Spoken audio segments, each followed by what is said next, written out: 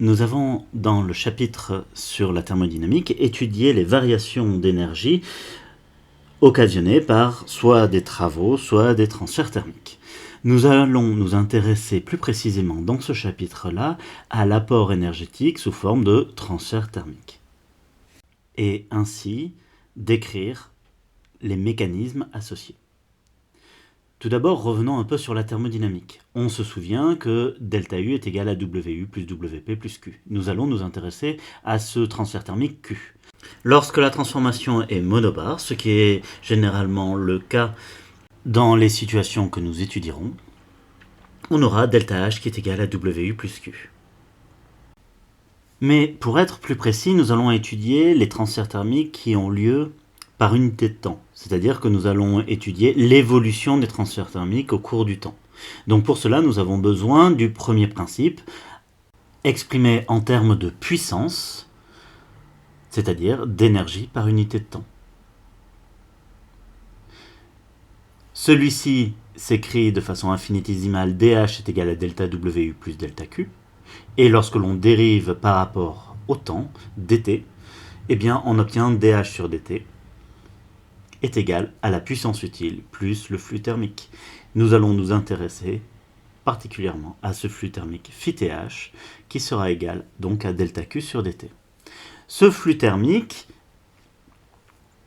peut être vu comme un débit d'énergie. Et donc, exactement comme une hydrodynamique, nous allons définir un vecteur densité de courant thermique de telle sorte que φTH est égal à l'intégrale double sur la surface de JTH ds. Ce JTH nous renseigne sur plusieurs choses. La norme de ce vecteur nous permet d'obtenir la quantité d'énergie par unité de temps et unité de surface. Lorsque l'on s'intéresse à son sens et sa direction, eh bien on a comme information dans quelle direction et dans quel sens se déplace l'énergie thermique. Ainsi, le flux thermique, comme je vous l'ai dit précédemment, peut être vu comme une espèce de débit d'énergie qui va traverser une certaine section, grand S. Ce flux thermique sera en watts, et le JTH s'exprimera en watts par mètre carré.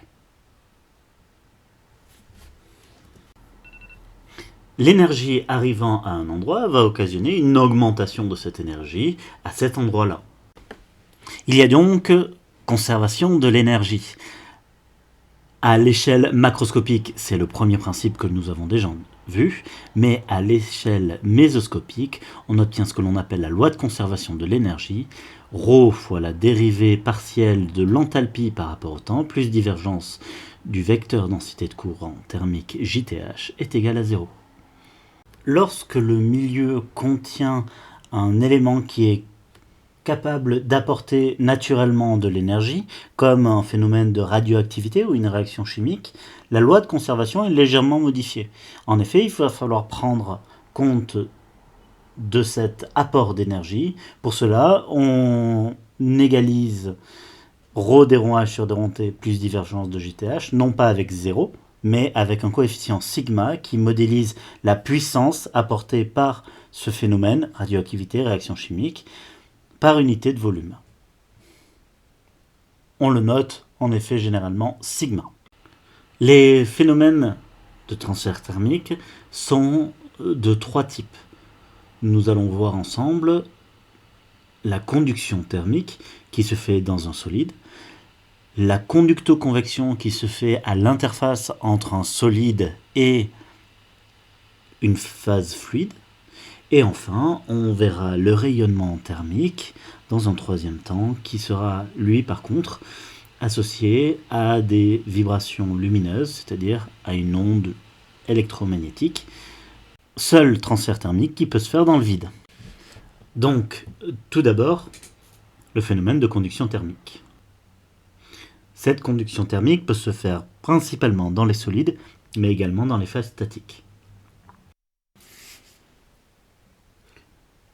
Lorsqu'on étudie la conductivité thermique, un des exemples théoriques est tout simplement de mettre en contact entre deux thermostats de température T1 et T2 fixés une barre d'un certain matériau dont les dimensions sont connues. de telle sorte que le transfert thermique ne se fait que dans une seule direction. On est dans un problème unidimensionnel.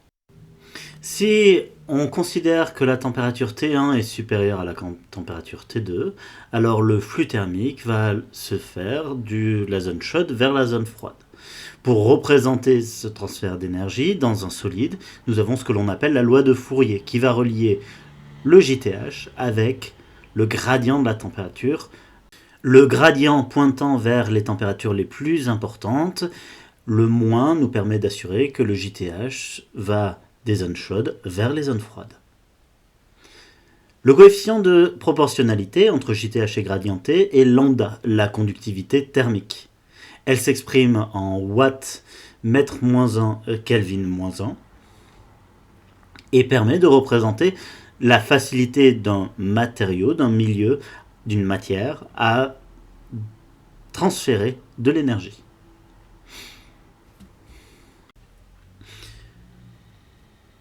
Lorsque l'on utilise la seconde loi de Joule qui relie la variation d'enthalpie avec la température, que l'on utilise la loi de conservation de l'énergie, issue du premier principe, ainsi que cette loi de Fourier, on obtient ce que l'on appelle l'équation de diffusion de la température. C'est-à-dire l'équation qui régit l'évolution de la température à la fois dans le temps, avec la présence du déron T sur déron T, et dans l'espace avec la présence du Laplacien de la température. On voit un coefficient de proportionnalité apparaissant qui est dTh, le coefficient de diffusion thermique. Plus dTh sera grand, plus la température évoluera rapidement dans un certain milieu. Grâce à cette équation de diffusion thermique, on sait par exemple que le temps caractéristique pour chauffer un élément de longueur caractéristique grand L sera égal à L carré sur le coefficient de diffusion thermique dTh. Lorsque le milieu contient une source d'énergie, comme de la radioactivité ou une réaction chimique, il faudra rajouter sigma dans l'équation différentielle de diffusion thermique pour modéliser en fait cet apport d'énergie à l'intérieur du système. Ainsi, cette équation différentielle, déron T sur déron T est égal à dTh Laplacien de la température, va nous permettre de modéliser l'évolution de la température dans le barreau que nous avons défini précédemment. Et si nous traçons la température ici en bleu, nous voyons que la température évolue lentement jusqu'à un état que l'on appelle l'état stationnaire. Ainsi, le cas stationnaire signifie que la dérivée de la température par rapport au temps est égale à 0.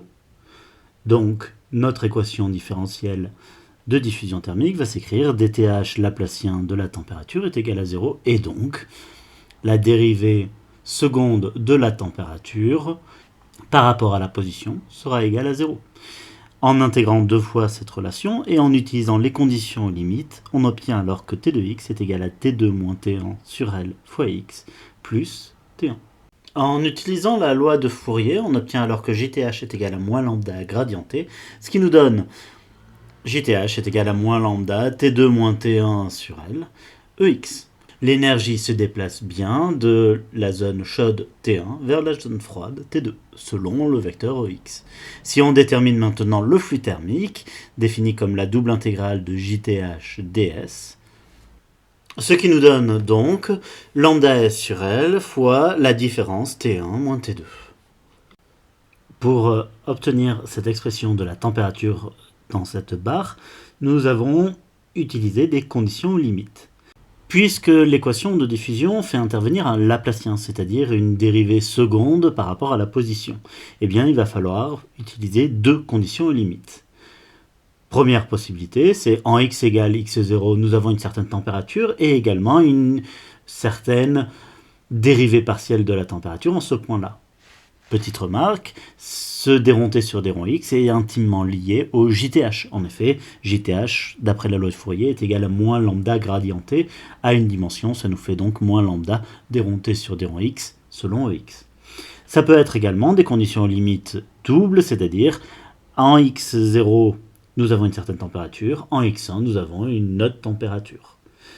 Dans tous les cas, on utilisera toujours ce que l'on appelle le modèle du contact parfait. C'est-à-dire qu'au niveau d'un contact entre deux solides, nous aurons égalité des températures, mais également égalité du GTH, ce qui représente en fait un transfert d'énergie qui est parfait entre le solide 1 et le solide 2 au niveau de l'interface.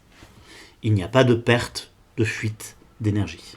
L'équation de diffusion fait intervenir une dérivée partielle par rapport au temps, d'ordre 1. Donc il faudra une condition initiale qui est à t égale à 0, la température est égale à ceci.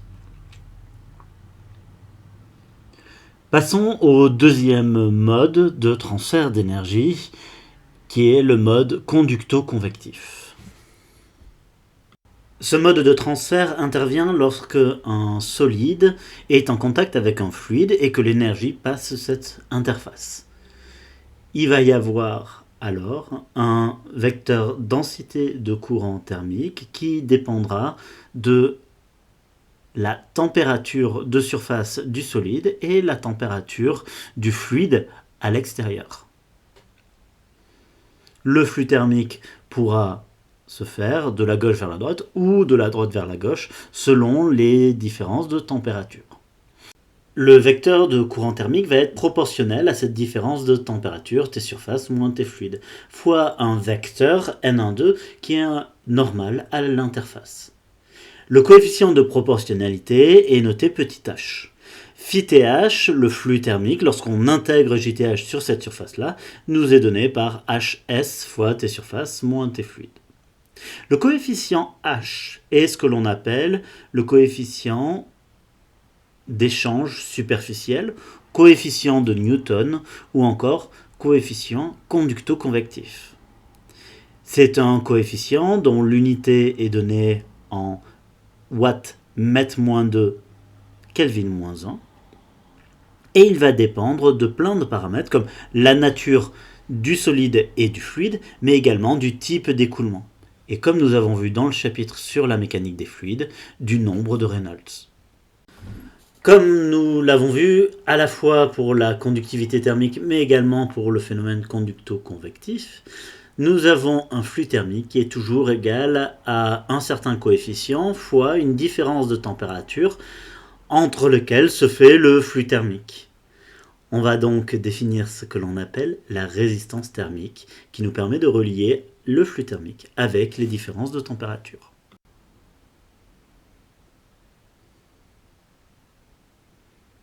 Par définition, le flux thermique va être égal à la différence de température que l'on considère, divisé par un coefficient que l'on appelle la résistance thermique.